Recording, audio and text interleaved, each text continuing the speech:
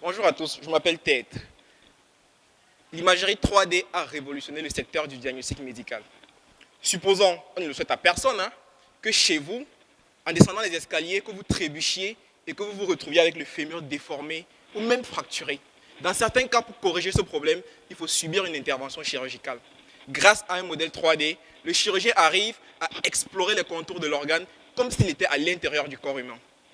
Parmi les méthodes qui permettent d'avoir ce type de modèle, je vous présente le système EOS, développé ici même à l'ETS en collaboration avec des laboratoires français. Le dispositif prend deux images radiographiques du patient, une de face et une de profil, et arrive à retrouver en 3 dimensions la géométrie de l'organe. Pour l'instant, les méthodes implémentées ne s'intéressent qu'à la forme, la géométrie comme on l'a dit. Le problème, c'est que dans le corps humain, on a des superpositions de formes et uniquement la géométrie n'est pas suffisante pour différencier les organes dans les images. Le but de ma thèse est de proposer une méthode innovante pour partir de 2 images et obtenir un modèle en 3 dimensions. Pour ce faire, nous allons nous intéresser à une information supplémentaire à la forme. Il s'agit de la densité. Dans les images radiographiques, comme dans le monde réel, la densité permet de différencier plusieurs structures anatomiques entre elles.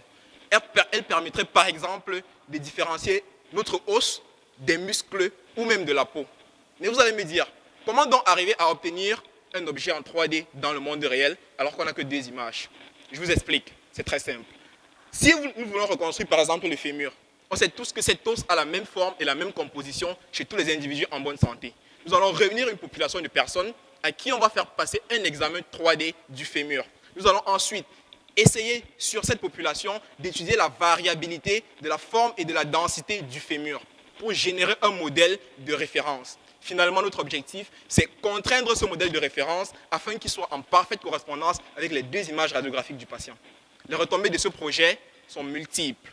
Au niveau industriel, la méthode sera intégrée dans la machine EOS pour permettre un diagnostic rapide et précis du patient, faciliter le travail du chirurgien lors de sa préparation chirurgicale. Mais au-delà de tout ça, ma principale motivation dans le cadre de ce projet de doctorat, au-delà de l'aspect mathématique, algorithmique qu'on peut voir dans les méthodes, c'est vraiment de contribuer à travailler pour améliorer la prise en charge des patients. Je vous remercie.